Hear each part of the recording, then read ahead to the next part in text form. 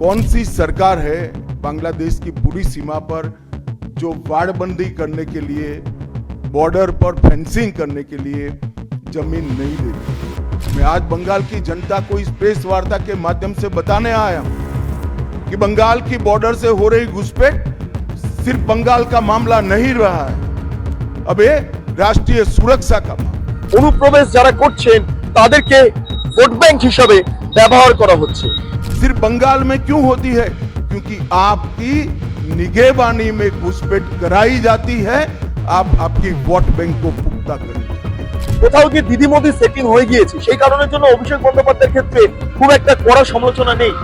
Bharatiya Janata party जो न्यायिक काम होगा वो जरूर करेगी, किसी से डरेगी भी नहीं, किसी को बचाएगी।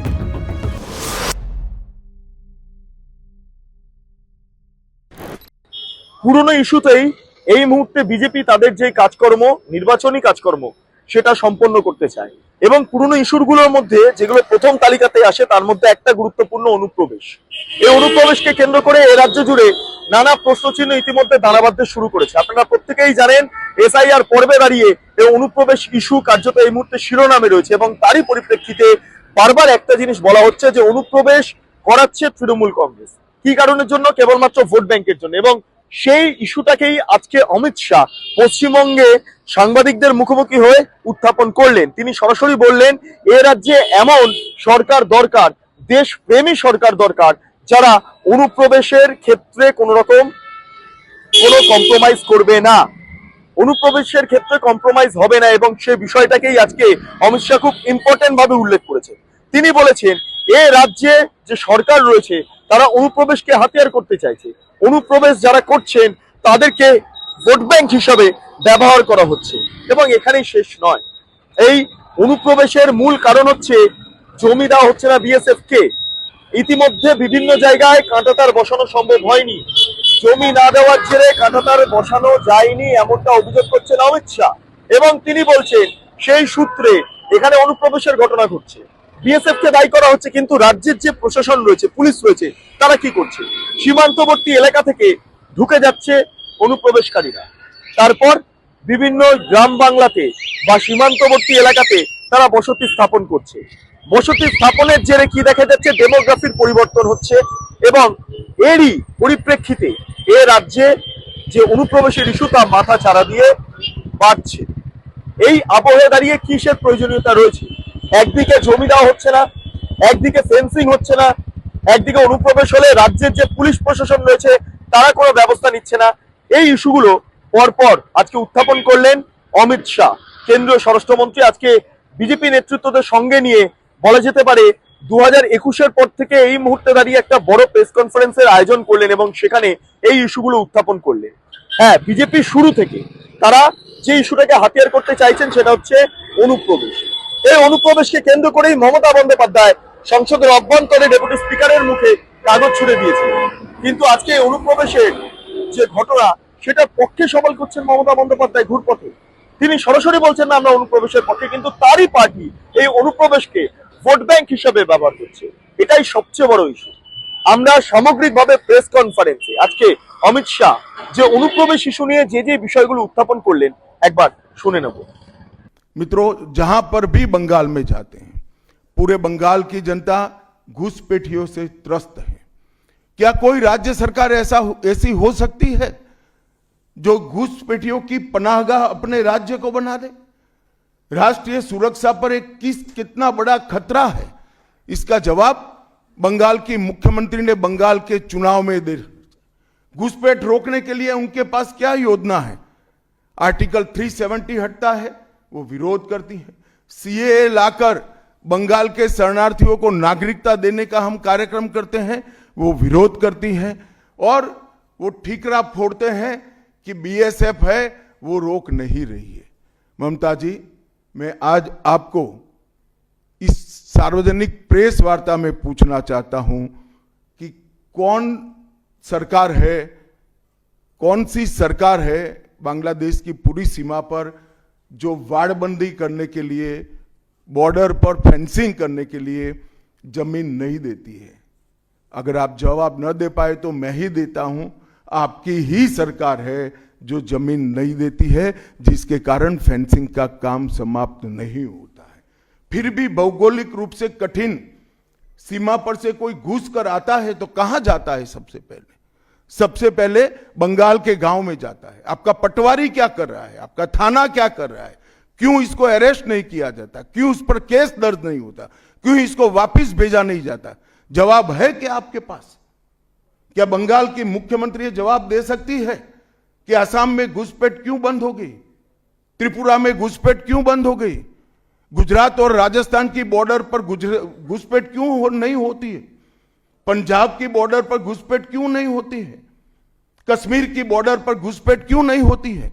सिर्फ बंगाल में क्यों होती है? क्योंकि आपकी निगहबानी में घुसपैठ कराई जाती है और बंगाल को धीरे धीरे डेमोग्राफी चेंज कर कर आपकी वोट बैंक को पुख्ता करनी चाहती है। मगर ये लंबा नहीं चलेगा। बंगाल की जनता अब जान गई है और इसके खिलाफ लामबंद भी हो रही है।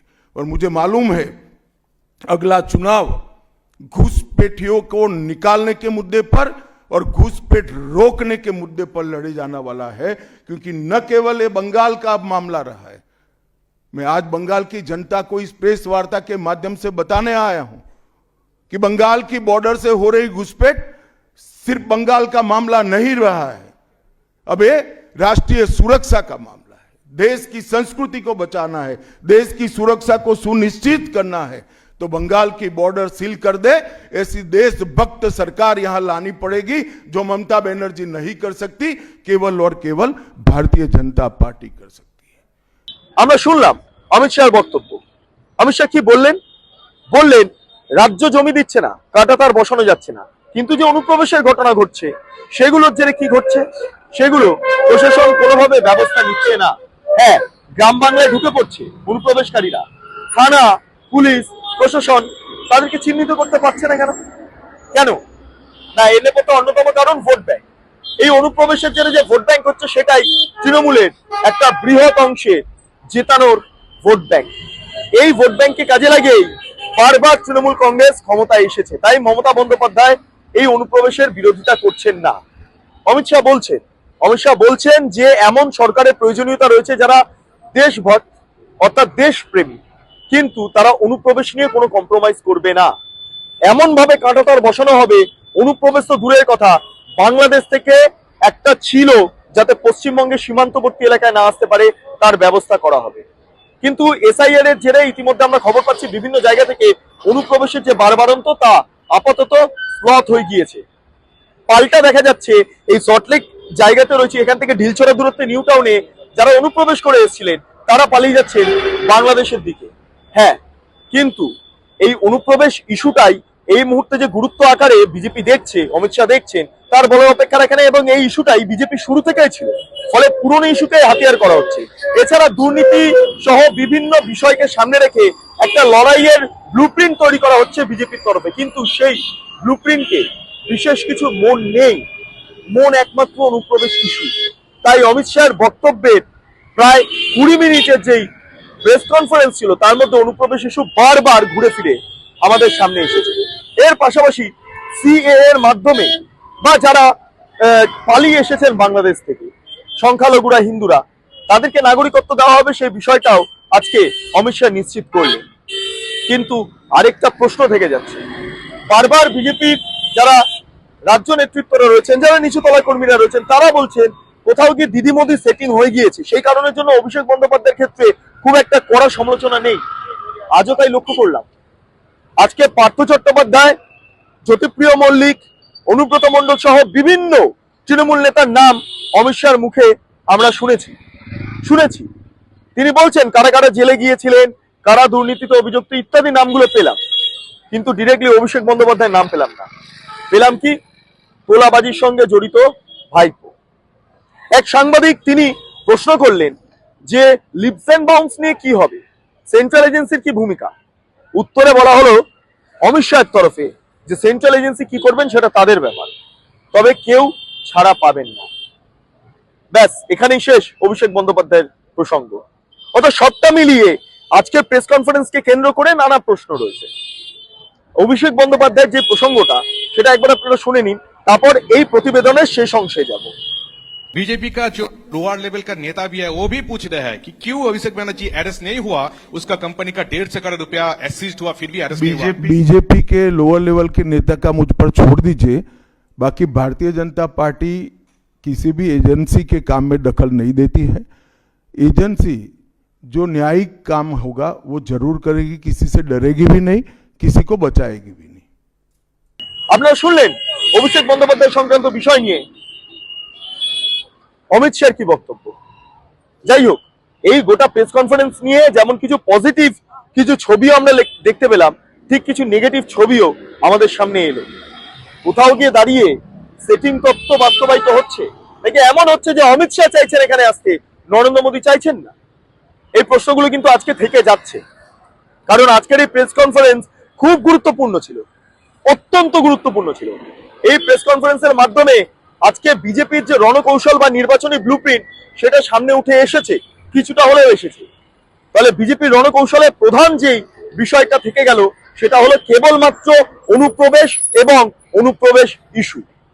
বলা হয় না যে সিনেমাতে তিনটে জিনিস সবচেয়ে ইম্পর্টেন্ট, এন্টারটেনমেন্ট, এন্টারটেনমেন্ট এবং এন্টারটেনমেন্ট। ঠিক একইভাবে আজকে বিজেপির ক্ষেত্রে নির্বাচনী ব্লুপ্রিন্টের ক্ষেত্রে তিনটে জিনিস খুব গুরুত্বপূর্ণ, অনুপ্রবেশ, অনুপ্রবেশ এবং অনুপ্রবেশ। যাই হোক, আপনাদের কি মতামত আপনারা কমেন্টে জানান। এখানে কি দিদি মোদি সেটিং আছে? এখানে অভিষেক বন্দ্যোপাধ্যায়ের নাম আজকে সরাসরি না নেওয়াটাতে কি কোথাও গিয়ে অভিষেক বন্দ্যোপাধ্যায় পার পেয়ে গেলেন? কোথাও গিয়ে আরো বেশি অম্বিতম্বি দেখাতে পারেন অভিষেক বন্দ্যোপাধ্যায় বিজেপির বিরুদ্ধে? এই প্রশ্নটাও থাকছে। এবং একই সঙ্গে যদি এখানে সরকারের পরিবর্তন ঘটে তাহলে কি অনুপ্রবেশের সমস্যার সমাধান সম্ভব? ওরা রাষ্ট্রবাদী সরকারের কি এ রাজ্যে প্রয়োজনীয়তা রয়েছে? এইগুলোই হচ্ছে মূল পয়েন্ট, মূল এজেন্ডা। আপনাদের মতামত সমস্তটাই কমেন্টে লিখুন। আপনারা এতক্ষণ ধরে দেখছিলেন বেঙ্গল লিবার্টি। চ্যানেলটি ভালো লাগলে অবশ্যই লাইক করুন, সাবস্ক্রাইব করুন, শেয়ার করুন, বেল আইকন ক্লিক করুন www.bengalliberty.com।